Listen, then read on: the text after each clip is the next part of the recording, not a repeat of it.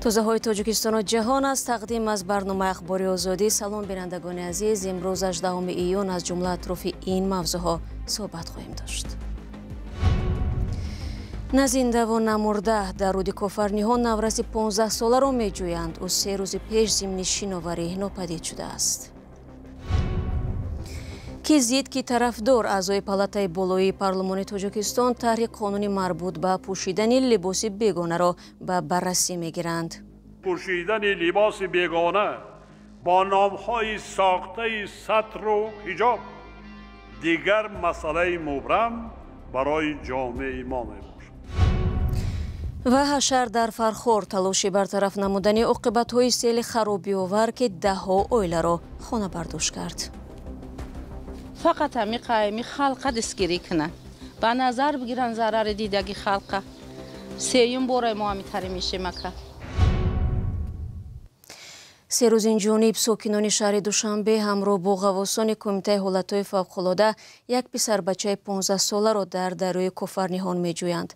کاربر رادیو آزادی با فرستادن این نوار گفت دو نورسی ساکنین ناحیه شامنصور 15 ایون در دریا آب‌بازی می‌کنند و یک نفر آنها غرق می‌شود. جستجوی نابالغ تاکنون نتیجه نداده است. طبق آمار رسمی تنها در 5 ماه سال جاری در دریا و کل‌ها و آب‌انبارهای کشور 50 نفر غرق شدند که 20 تن آنها کودکان و نورسان می باشند. کمیته حالتهای فوق‌العاده تاجیکستان میگوید سبب اساسی غرق شوی آدمان در دریا و کل رعایت نکردن قاعده های شنا، آببازی هنگام مستی و سرخوشی، ندانستن شناوری، آببازی در جایهای خطرناک و بی اهمیتی والدان به کودکان است. قرار است فردا مجلس ملی پالاتای بالایی پارلمانت تاجیکستان موقع خود را در نسبت لایحه قانونی بحث برانگیز عاید لباس بیگانه معین نماید. در اساس طرح نو قانون درباره تنظیم جشن و مراسم محدودیت از جمله به پوشیدن حجاب داخل می‌کند که جنجال اطراف آن بیش از 1 ماه به این طرف ادامه دارد.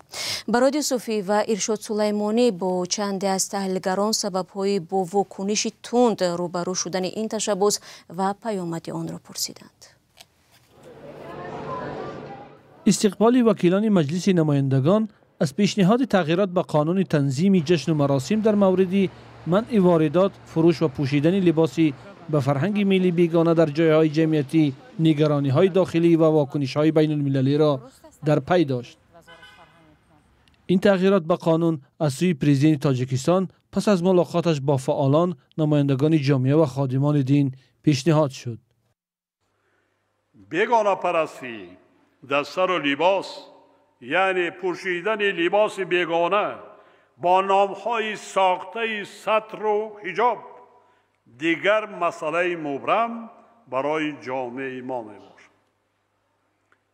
بیگانه شوی آداب و رسم و آیین لباس پوشی بیگانه شوی فرهنگی است که استقلال فکری، هویت ملی و فرهنگی ملت را خلل‌دار می‌سازد. موافقت وکیلان با طرح قانون از محکومیت سازمان‌های بین المللی تا اعلان جهاد از سوی برخی روحانیان افغانستان را نیز در پی داشت.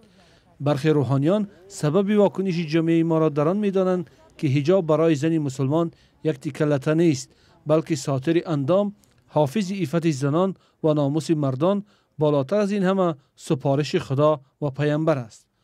جانبداران این پیشنهاد میگویند قبل از تصویب این طرح باید یک معرکه برای در ذهن مردم جا کردن آن راه اندازی میشد.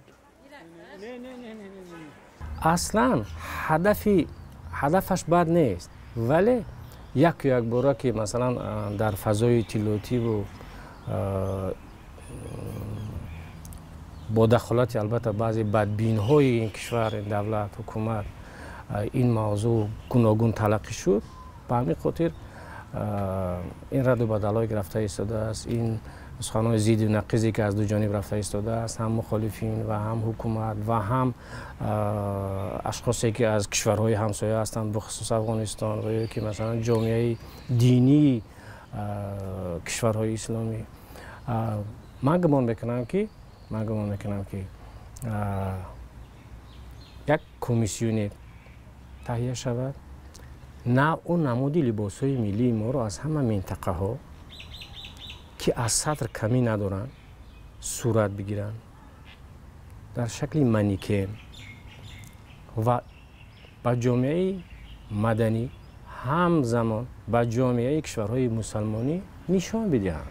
تحلیلگران امور دین سببی به چنین واکنش‌ها روبرو شدن این تصمیم را صادق نبودن خود برخی از کارمندان حکومت از جمله نمایندگان حفظی حقوق می‌دانند.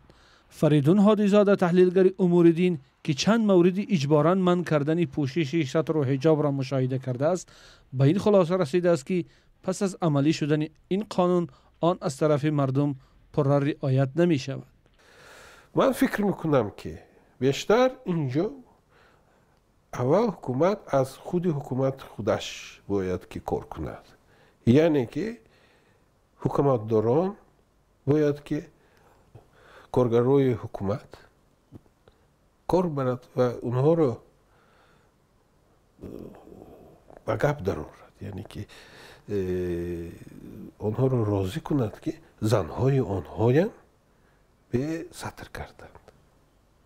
وقتی که این چیز رو مثلا مردم بیند که گپ و عمل یکیست، بله حکومتی ها این چیز رو رعایت میکنن، البته دیگر مردم طرف مردم هم یعنی که همه چیز باید که از نخبگان سر شود.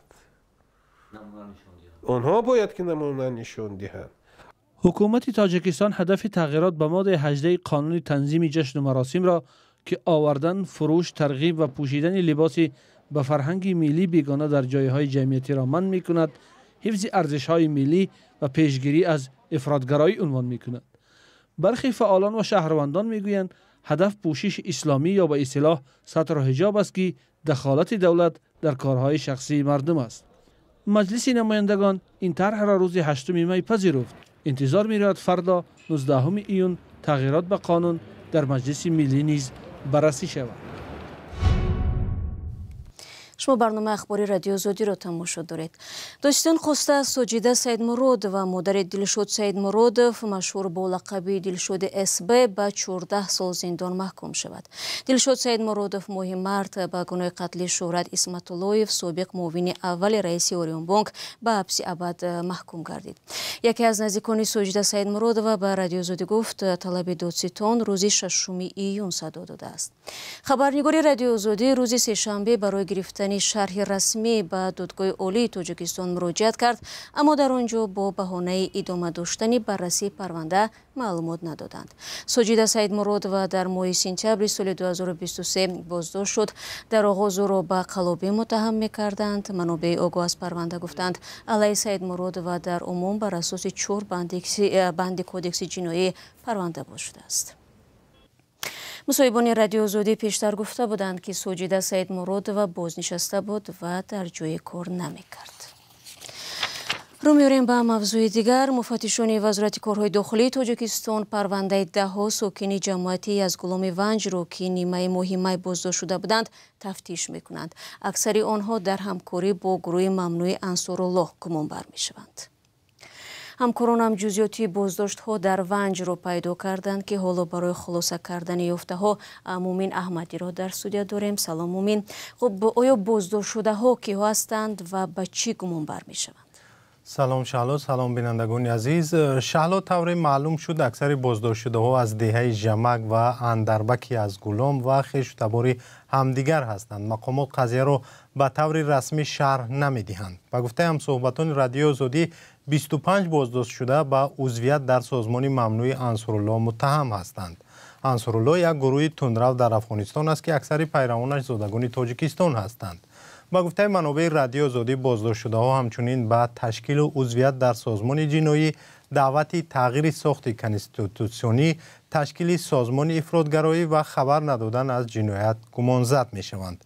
ما نامی 20 نفر بازداشت شده را به دست آورده. مثال تنها از عائله خواجه‌ایف ها ساکنان جماعتی از گلام 7 کس بازداشت شده است. شکر محمد خواجه‌ایف پدر خانواده با آن عیبدار می شود که از رفتار فرزندان و کلینش به مقامات خبر نداده است. 3 پسر او اصلح دین، مصلح دین و سهراب خوجایفا با عضویت در سازمان ممنوعه انصارالله عیبدار هستند. همسری اصلح دین، پاچا خانم که گویا چند جنایتکار از افغانستان که در منزلشون پنهان بودند با آنها خوراک داده است. مومین، نزدیکان بازداشت شده ها به اتهام اعلام کرده مقامات چی نظر دارند؟ ببینید، شهلا همدهگان و نزدیکان این عائله در صحبت با رادیو آزادی از ابراز نظر درباره عیبنامه ها خودداری کردند. مفتشان در پرونده نوشتند که بعضی از بازداشت شده ها با رهبر انصارالله بیعت کردند. بیعت یک نوعی سوگند وفاداری است که حالا بیشتر در میان پیروان سازمان های تندروی مذهبی معمول است. خودی از گلام جماعت در ناحیه ونج ولایت مختار کوهستان بدخشان است که در مرز با افغانستان جایگیر است. مقامات پیشتر گفته بودند که 10 ساکن این جماعت به گروه های تندرو در خارج از کشور پیوستند. ساکنان از گلام میگویند که منطقه دور افتاده بوده، اکثر ساکنانش کار و زندگی خوب ندارند و یگانه راه برون رفت از مشکل بهتر کردن شرایط زندگی این مردم است. تشکر مومین. بینندگان عزیز، تفصیلات بیشتری بازداشت ها در جماعت یوزگلوم را در سامانه رادیو آزادی می توانید بخوانید. در ناحیه فرخار جنوبی تاجیکستان با برطرف کردن پیامدهای سیل 2 ماهه بهار امسال آغاز کردند. سیل از جمله روز 25 می در این ناحیه 10 خانه را ویران کرده و سببگاری سرگردانی چندین عائله شد. ضرر آفت طبیعی به منطقه مذکور میلیون ها سومانی حساب شده است. همکارم محمود جان رحمتزاده به ناحیه فرخار رفته جریان پاککاری ها را نوار گرفت و این گزارش را فرستاد. حشر مردمی در دهه سرخاب ناحیه فرخار از سربازان کمیته حالتهای فوق‌العاده گرفته تا ساکنان عادی، پاککاری خانه‌های سیل زده مقیاس آسیب شمرده شده است. زیاده 194 خوجگی آب سیل در آمد. از این 36 خوجگی پور را ضرر اقتصادی رساند. 112 خوجگی دیگه انشاءاتی او رساند با ضرر اقتصادی رساندند که مبلغ ضرر 7,333,800 چند سوم بقایت گرفتیم. حالا کار در هر کوچه و پس کوچه دهه سرخاب جوش میزند. یک کیلوی گیل میکشد، دیگر شکسته پاره ها را از خانه های فرو ریخته میبرارد. با گفته ساکنان این همه کارها با کمک مقامات پیشرفته ایستاده است. با قوای خود کار قینه در حقیقت کمک خوب رسانده از اداره های ناحیه، از ساکنان دیگر قشلاق و محله ها برای ما برای اردم آمدند. بام این خانه را بی فیض عمرова 3 روز پیش از سیل ساخته بود.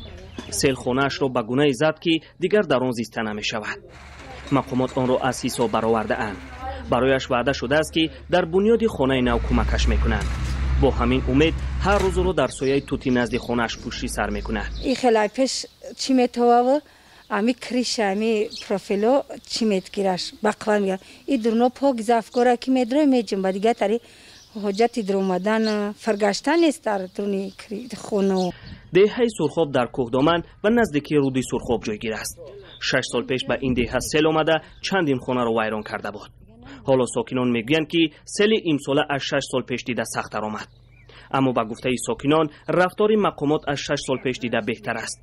حالا طبق آمار رسمی سیل‌های ماه می و اپریل به ولایت ختلان زیاده از 27 میلیون سومانی ضرر آورده اند. از این 7 میلیونش به دهه سرخاب راست می آید. محمود جان رحمتزاده، آزادی، دهه سرخاب ناحیه فرخار. و در مسکو زادگان چچنستان برای گپارتویی با خواهرشان پایهای جوان توجیک را شکستند. بنا به نوشته تلگرام کانال ریدوفکا، یک جوان توجیک در فروشگاه در تویر با دختر چچن گپ میپرتوید. جوان دختر را چنین رفتارش خوش نمیآید و مهاجر توجیک را نوار برداری کرده به برادرانش میفرستد. برادران با خشم آمده دختر از پی قصاصگیری میشوند. این حادثه در شبکه‌های اجتماعی سر و صدای زیاد به پا کرد. در نتیجه نیروهای امنیتی به منزل خانواده زادگان چچنستان که در خودسرانه زادگان تاجیکستان گمان برند آمده آنها را بازداشت کردند. همچنین توجیکی اذیت شده را نیز دستگیر کردند. تحقیق حادثه جریان دارد. بینندگان عزیز، رسیدیم به پایان نشر نوبتی اخبار آزادی. خود را احتیاط کنید و خدا نگهدار.